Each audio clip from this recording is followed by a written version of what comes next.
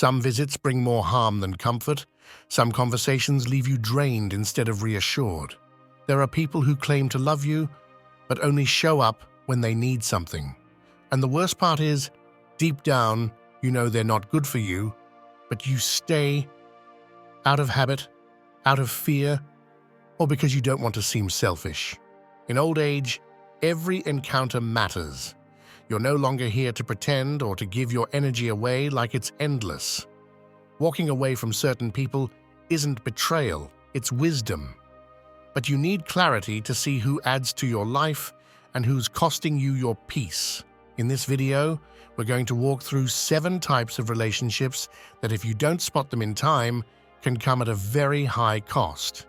And a heads up, the last lesson is the hardest to accept, but also the most freeing. I'm Gabriel, and if you've ever felt surrounded by people who don't really see you, stay with me. This video might help you protect the most valuable thing you have left, your peace of mind. Have you ever wondered why you keep going to places where you don't feel welcome? Why you keep answering calls that only drain you, or accepting invitations you know will end in criticism, awkward silences, or judgmental looks? The answer often isn't love or habit, it's fear in disguise, the fear of seeming cold, of being judged as the one who pulled away. But what we often fail to recognize is that this guilt, so common and accepted, doesn't come from the heart. It comes from an invisible chain others have skillfully placed on us. This is the first point of the video, and it's called Guilt as a Hook. When affection turns into debt. And let's not sugarcoat it. There are people who don't love you, they manage you. People who use the language of affection as emotional leverage. They show up when it suits them, they remind you of everything you've done for them only to justify how little they do for you. And you, always with an open heart and willing arms, end up stuck between your desire for peace and your habit of giving in. Imagine an invisible hook made of phrases like, "She's your family," "Don't be resentful," "He's old," "Go visit him." These phrases don't seek understanding, they demand obedience. And if you're not careful, you could spend years returning to places you no longer belong, just because someone managed to plant guilt in you. Epictetus said it clearly, "No one has power over you without your consent." And that quote, while it sounds philosophical, is deeply practical. It means that every time you stay in a toxic relationship in the name of decency, you're giving away something no one has the right to take, your inner peace. I remember Lucia, a woman I met through this channel. She was 69 when she wrote to me for the first time. She told me that every Sunday she visited her older sister, a harsh, critical woman, always ready to point out what she did wrong. "Every time I go," Lucia said, "I come back with a headache and my heart all crumpled up. But if I don't go, I feel like a bad person." I asked her, "Why do you go?" She answered, "Because if I don't, I feel like I'm betraying my family." And there it is, the trap. You're not betraying anyone when you choose to protect yourself from what hurts you. You're finally choosing to stop betraying yourself. Don't confuse obligation with love. True love doesn't demand silent sacrifices or forced visits. It doesn't manipulate you with memories from the past or call you just to check your loyalty. Love that frees doesn't need a hook. And if a relationship only exists because you're carrying the weight of guilt, it's not love, it's emotional debt. And emotional debts aren't paid with time or presence. They're resolved by setting boundaries, even if it hurts. Now, this isn't a call for resentment. It's not permission to cut people off impulsively. It's an invitation to examine with clarity how much of what you do for others comes from freedom and how much from fear of disapproval. Because if your affection depends on guilt, then it's not affection. It's a silent pact with your own exhaustion. You didn't come to this stage of life to be a hostage to other people's expectations. You came to own your time, your energy, your space. And if that means distancing yourself from those who don't know how to love unconditionally, then so be it. Because your self-respect isn't negotiable, and neither is your peace. If you've already realized that guilt can be used as a hook, you also need to pay close attention to what happens after those forced encounters. Because it's not just about going where you don't want to go, it's about what those relationships leave inside you. And here's where another equally dangerous but more silent problem arises. We've reached the second key point of this video: conversations that leave you empty. Signs of draining relationships. Some words don't nourish, they just wear you down. Some people don't really talk with you, they just talk at you. They use you as a wall to bounce their complaints, their regrets, their opinions. And even if you try to offer a little light, you end up dimmed. Not because you lack strength, but because the conversation was never a real exchange. It was a monologue disguised as closeness. This isn't just exhausting, it's deeply unfair. Because after 60, emotional energy isn't limitless, and every conversation should be chosen with the same care as choosing who gets to enter your home. Marcus Aurelius spoke about the importance of caring for the soul as we care for the body. And in that sense, conversations are either nourishment or poison. Constant complaining, repetitive drama, malicious gossip, it all creeps in like a fog that clouds your clarity. And if you don't set boundaries, you end up thinking it's normal, that being surrounded by heavy words is just part of life. But it's not. And especially not now. In real life, this shows up in symptoms you might already recognize. Trouble sleeping after certain visits, feeling restless without knowing why, losing interest in things that used to bring you joy. That doesn't always come from within you. Often, it's the echo of someone else's words, conversations that entered without permission and linger like background noise. If every time you see someone, you leave more tired than you arrived, more confused than when you came, then you're not in a relationship, you're in an emotional trap disguised as connection. Seneca warned that the company of fools is worse than solitude. And as harsh as that may sound, it holds a truth many women in this community have lived firsthand. Not all company is good, not all affection is clean. Some people come only to unload their darkness with no intention of sharing any light. And you, who have carried so much in silence, don't have to keep being the dumping ground for what others refuse to work on themselves. This is also where the spiritual side comes in. The soul, like the body, needs protection. It's not enough to pray or meditate if you then spend your afternoon listening to someone who only knows how to spread complaints, judgment, and fear. Inner peace isn't built in a vacuum, it's cultivated through small but firm decisions, like choosing who you listen to, like deciding you won't be available to everyone all the time, like giving yourself permission to end a call when you've had enough. That's not rudeness, it's wisdom in action. Think about your last 5 meaningful interactions. Who did you talk to? What did those conversations leave you with? Did you feel seen, heard, respected? Or did you walk away feeling like your soul had shrunk a little more? That evaluation isn't superficial. It's vital, because at this stage of life, what matters most isn't just time. It's how you choose to spend it. And if someone doesn't bring you clarity, kindness, or truth, then the only thing they're taking from you is life. You don't need more noise. You need healthy silence, honest words, and connections that lift you up instead of dragging you down. And that starts by recognizing that some conversations don't deserve to be repeated, that some people, even if they say they want to see you, don't know how to talk without hurting you, and that you are under no obligation to stay just to avoid upsetting them. Because disappointing them is often the first step to finally being true to yourself. If you've made it this far, you already know there are conversations that no longer deserve to happen. But there's one type of relationship that's even harder to recognize because it wears the mask of love. I'm talking about relationships with adult children who seem caring, but operate from a place of control.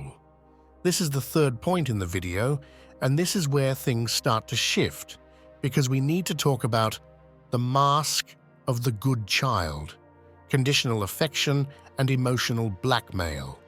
There are children who don't seek out their mother. They seek the functional figure who always handled everything.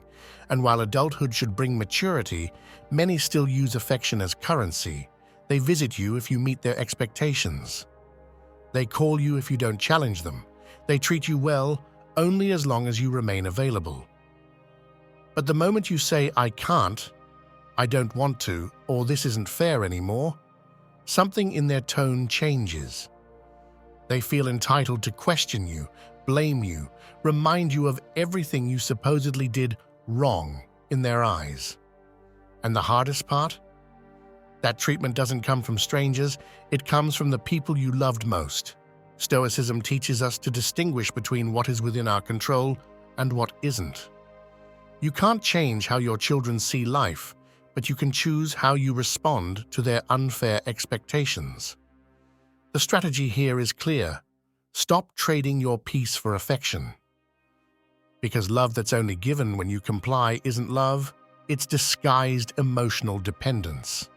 And as long as you accept that kind of relationship, you'll keep betraying yourself. Think of it this way. Your dignity isn't a reward someone gives you for good behavior, it's yours by right. But if every time you set a boundary, it triggers a storm, then that child isn't seeing a mother, they're seeing a resource. And you weren't born to be anyone's resource. The Stoic practice here is to stay firm without the need to justify every decision. You can say, "I'm not going to do that," and leave it at that. Respect begins when you stop explaining your right to be respected. A woman from this channel once told me that every time she refused to watch her grandkids on days she already had plans, her son would accuse her of being selfish. "If you can't help us, then don't complain when you're lonely," he'd say. That phrase, thrown out like a threat, is a clear example of emotional blackmail. But after many years, she learned to respond calmly. "I'd rather be alone by choice than accompanied out of obligation." That answer didn't just set a boundary, it set her free. If these reflections are resonating with you so far, I invite you to subscribe and give this video a like. Tell me in the comments where you're watching from and which of these points hit home the most. And don't forget to write the phrase, "My dignity doesn't depend on anyone." There are still important lessons ahead, ones that might help you make decisions you've been putting off for years. And the last one, believe me, will be the most revealing. So far, we've talked about relationships with adult children that, under the appearance of closeness, are rooted in control and conditions. But what we often fail to see is how those same patterns show up in friendships that have lost their foundation. And here lies one of the most common and hardest traps to let go of: the idea that every long-standing relationship deserves to be preserved. It's time to talk about the fourth point in this video: the friend who no longer listens. Bonds held together by habit.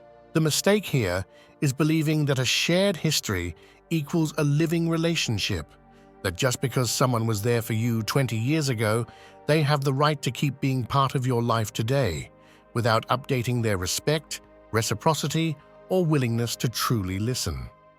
Many women hold on to friendships that no longer nourish them, out of fear of loneliness or guilt over ending something that's been there for so long.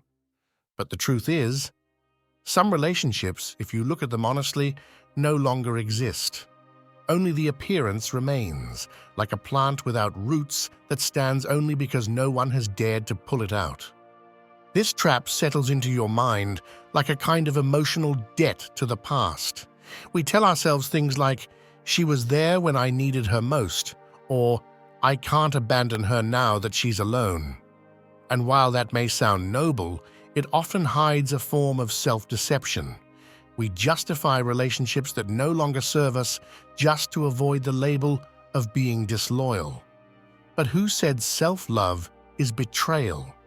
Since when does prioritizing your peace mean you're ungrateful? The consequences of holding on to these friendships run deeper than they seem. First, they weaken your emotional autonomy by tying you to dynamics that no longer reflect who you are. Second, they distort your view of aging, making you believe you can only stay connected with people from your past, as if new connections were no longer possible. And third, they create a quiet drain. You endure endless calls filled with complaints, outings you don't enjoy, advice you never asked for, all in the name of a loyalty that truthfully is no longer mutual. Seneca reminded us that life is too short to give it to anything that doesn't elevate the soul. And that applies to friendships too.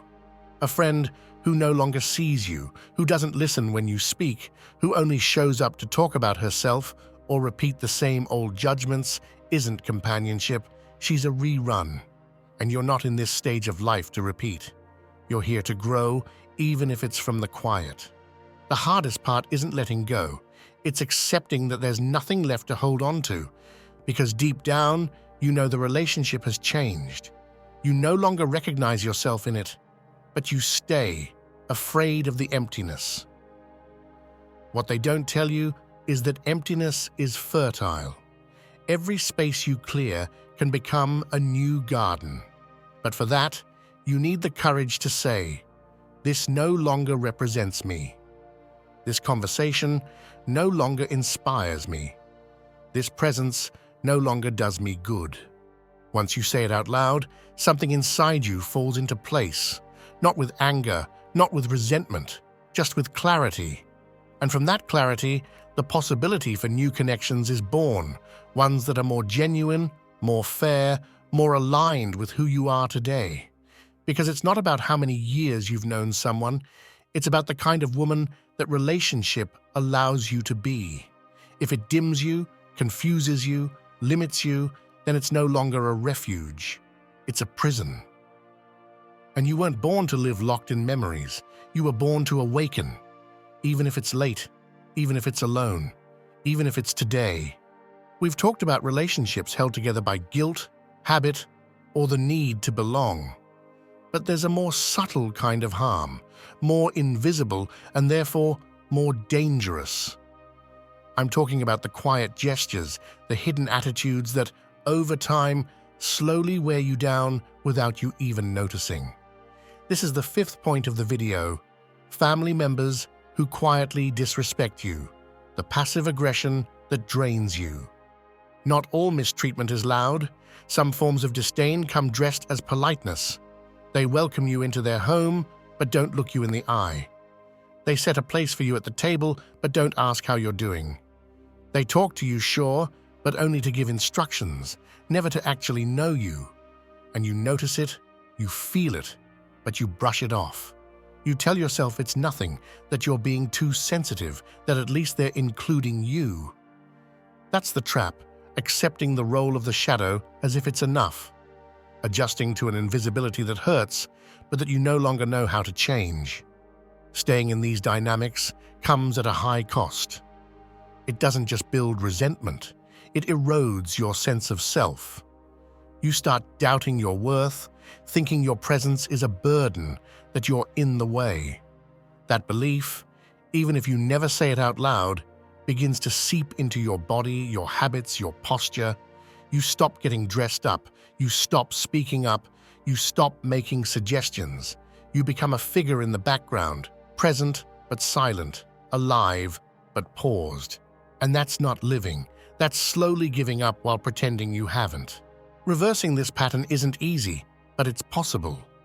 The first step isn't to demand or shout or fight for space. The first step is internal, to recognize that you are no longer willing to accept any relationship that puts you on a lower level. What isn't named becomes normalized, and what becomes normalized gets repeated. That's why you have to start seeing clearly, not with drama, not with bitterness, with clarity, who truly sees you, who genuinely listens, who welcomes your presence without expecting anything in return. These questions aren't for comfort, they're for truth. From a Stoic perspective, that truth comes with a practice, separating your worth from how you're treated. You don't need anyone's approval to know you matter, but you do need to act like you believe it. Stop going where you're not seen. Stop giving more than you receive. Stop asking for love. Start giving yourself dignity. That's the true revolution at this stage of life. Not to fight for respect, but to embody it. The mindset you need isn't about revenge. It's about restoration. You're not collecting a debt. You're reclaiming what was always yours. Your place, your voice, your light. Some may not understand. Others may get upset. But that's no longer your burden to carry. Your only commitment now is to stop betraying yourself. Because every time you accept being treated with indifference, you're sending a message to the world and to yourself that that's what you deserve. And that is not true. It may be hard to hear, but you need to hear it. Family that doesn't respect you is not a home. Affection that ignores you is not love, and silence that suffocates you is not peace. Breaking that pattern is hard, yes, but following it through to the end of your life is even harder. So stand firm, not with anger, but with presence. Not to prove anything, but to fully occupy your space. Because if you don't, no one else will. The indifference and passive disdain we've talked about, those dynamics of invisibility and neglect, creep in slowly and leave deep marks. But there's something even more dangerous that lurks in adulthood. Something that seeps in without asking, that grows quietly in the background of routines and excuses. Complacency. We've reached the 6th point of this video, and it's one of the greatest challenges ahead. Comfort in routine. When fear of change keeps you trapped. Now I want you to pause for a moment and imagine your future. Not 5 or 10 years from now, just tomorrow, next month. What will your day look like if you keep living the way you are now? If you keep engaging in the same empty conversations, the same forced visits, clinging to the same painful memories you never fully confront. If you keep postponing that change, that decision to finally break away from what no longer serves you, imagine that a year from now, you wake up in the same house with the same hollow feeling. What's changed in you? What's changed in your life? And now, imagine the opposite. Imagine you decide, finally, to let go of what weighs you down. Not tomorrow, today. You stop dragging along the same relationships, the same expectations. You say no when it matters, and yes to what truly brings you back to life. How would it feel to break free from what's been quietly draining you for years? How would your eyes, your body, your heart change if you allowed yourself to be fully you, without the fear of disappointing others, without the fear of what people might say?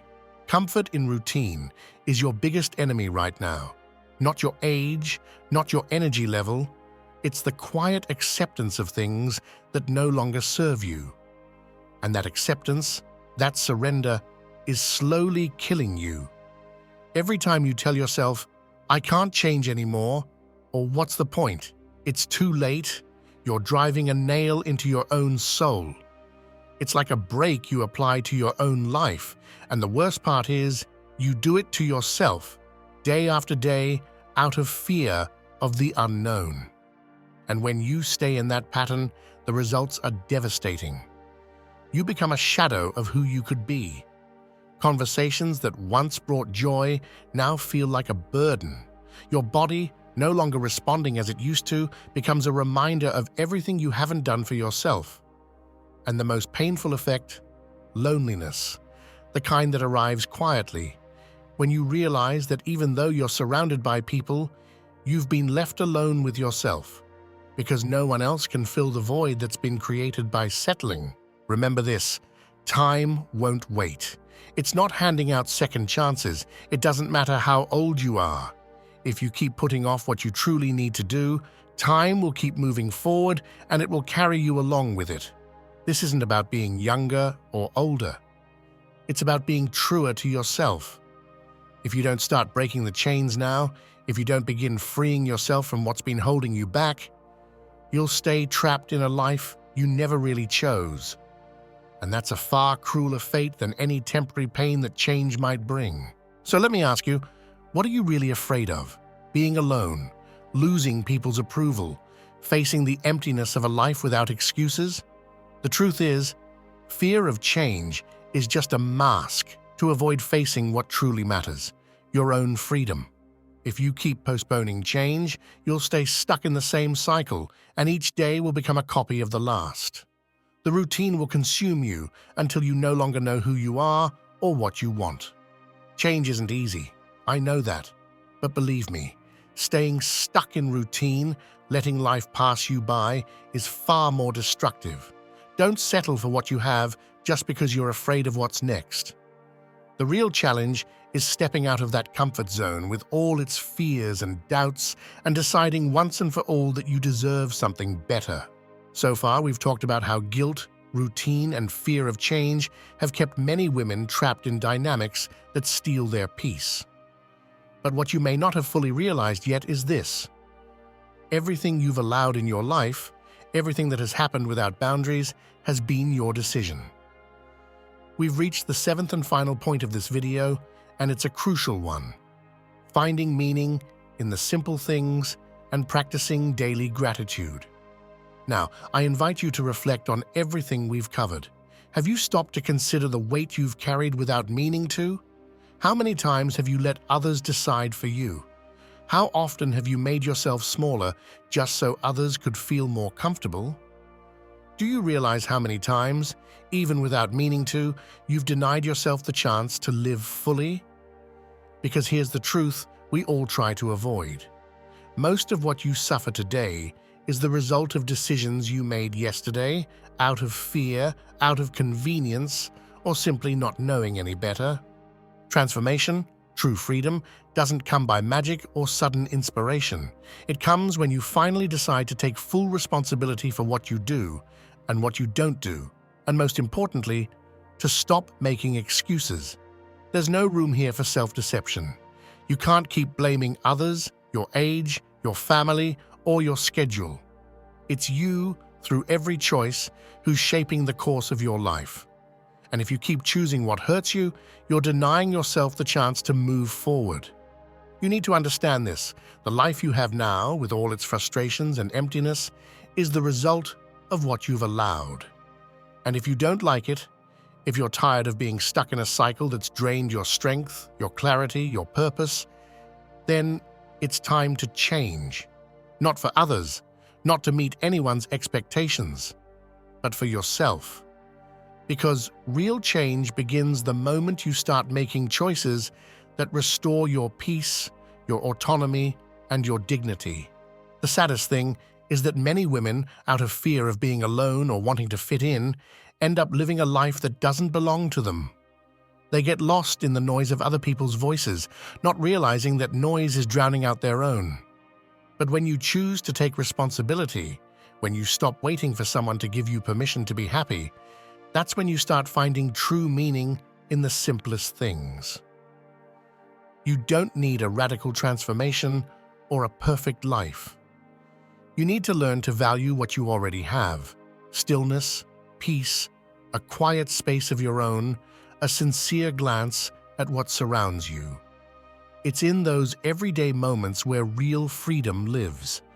Remember this: there is no transformation without responsibility, no change without owning what you've done so far. And if you truly want a different future, you have to start making decisions from a place of brutal honesty with yourself. You can't keep waiting for someone else to do it for you. The time for excuses is over. You've made it to the end, and that's no small thing. Very few people have the courage to face the uncomfortable truths we've explored today, and that deserves recognition. You've listened to stories about draining relationships, patterns that keep you stuck, and the importance of finally taking control of your life. But now, the responsibility is yours. Knowing isn't enough. You have to act. The decision to change is in your hands, and there are no more excuses. If everything you've heard today doesn't move you to take a real step toward your own transformation, then you'll remain a prisoner of your own fears and routines. That's the hardest part. Life goes on, and if you don't choose to act, time will pass without you even noticing. To those who stayed until the end, I see you. You've chosen to face life head-on, without sugarcoating, without excuses. That's not something everyone can do, and I deeply respect it. If this content has stirred something in you, I want you to make it known in the comments. Write this phrase, "I own my peace," and tell me what country you're listening from. That's your way of showing you're committed to what you've learned, and that you've made the decision to live on your own terms, not under someone else's expectations. I'm Gabriel, and the Stoic Garden isn't here to comfort you with empty words. We're here to offer a steady hand, to help you take control of your life and confront what's been holding you back. My purpose is clear. We're not here to entertain, we're here to awaken, to challenge you, and to remind you that you still have everything you need to live with dignity without depending on what others think of you. If today's message resonated with you, subscribe to the channel. Join a community of people who, like you, have decided to wake up and take control of their lives. Share this video with someone who needs to hear these words. It's not about having a crowd around you, it's about having the right people. The conversation doesn't end here.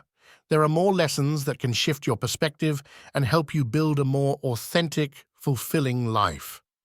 Click on one of the videos on the screen and stay with me on this journey toward a life of purpose and wisdom. See you soon.